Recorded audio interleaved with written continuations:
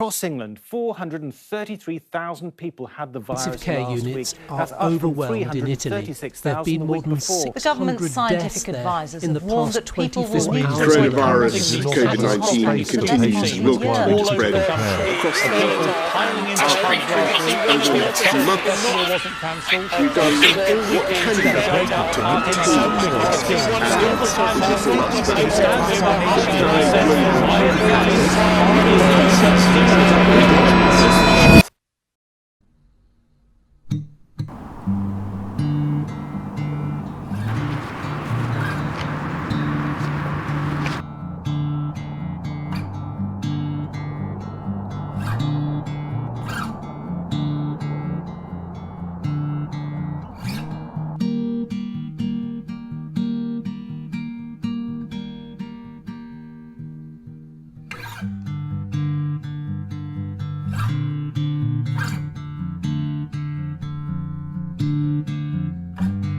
Hello, I'm Shakka, I am 19 and I'm a student at Gloucester College.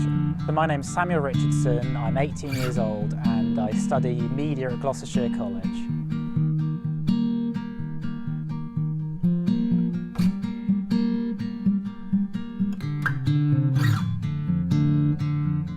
Obviously it's been a very hard year for everyone and I think it's taken quite a toll on a lot of people's mental well-being, especially this year.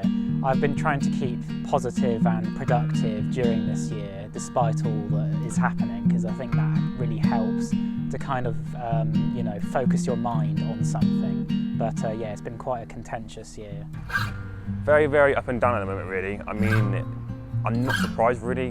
I mean, obviously our world's a bit of a weird time at the moment to live in, so yeah, it's no surprise to me.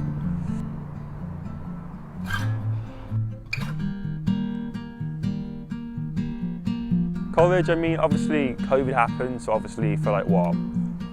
Obviously for lockdown we did work at home. I mean, obviously at times it was quite difficult to obviously the work. I would prefer to do the work in college, and obviously some of our units that we did, I couldn't do them properly because obviously I didn't have the equipment to do it properly. So it does stress me out. Obviously, I want to be able to produce good work, and obviously do that. I need the resources and the equipment to do it. Yeah, to do well, obviously. It's a distraction. It's something to focus on during these kind of very hard times. So it occupies your mind in a way doing the work.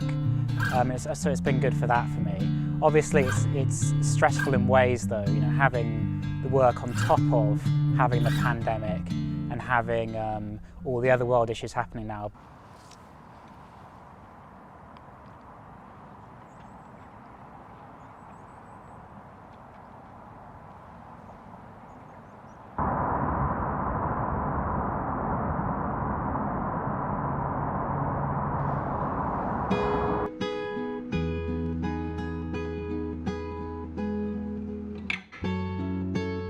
During lockdown, I went on a lot of long walks in the evening.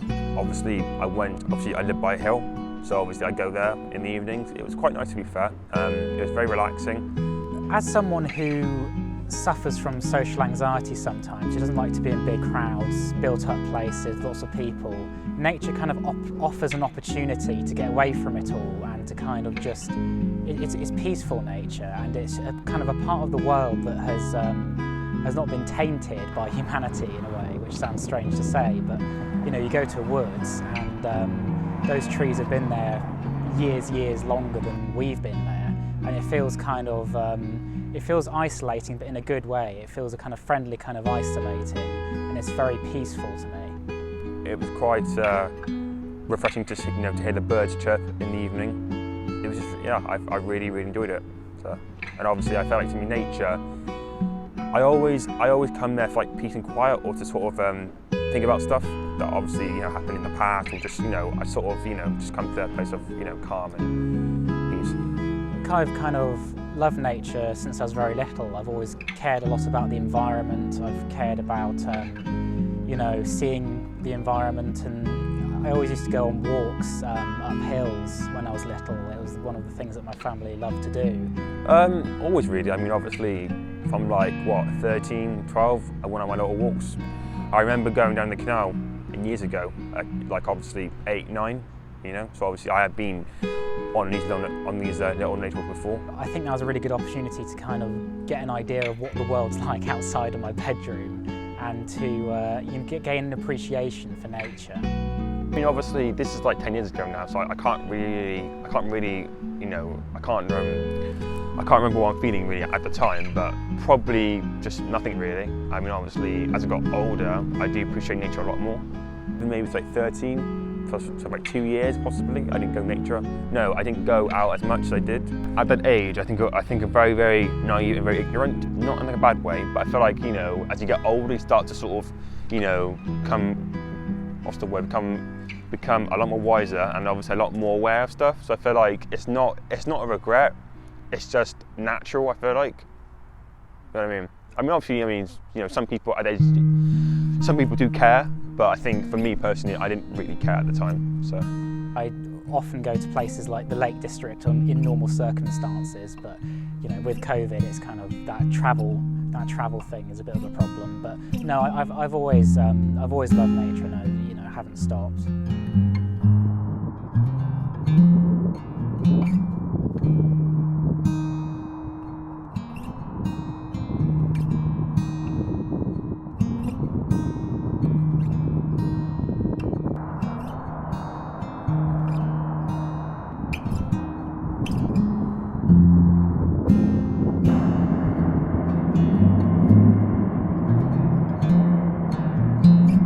I only really started appreciating nature as I got older, and I feel like nature, it sounds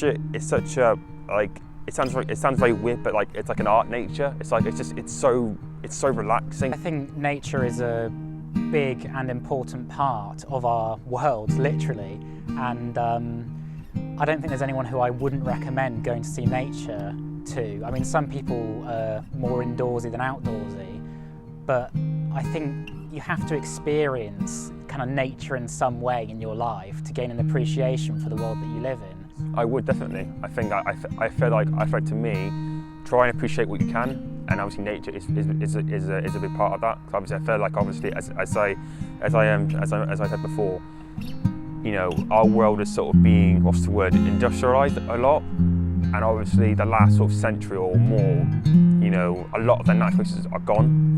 And obviously, you know, global warming is a big part of that, and you know, so.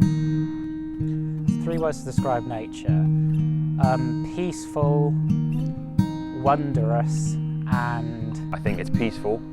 I think it's a memory, and I feel like it's an art. So. Humbling in a way. Humbling, I think, because it gives you a perspective of how big the world really is in comparison to you, and in that way, it humbles you, because it's like, well, you know, you're not really that significant in the grand scheme of things.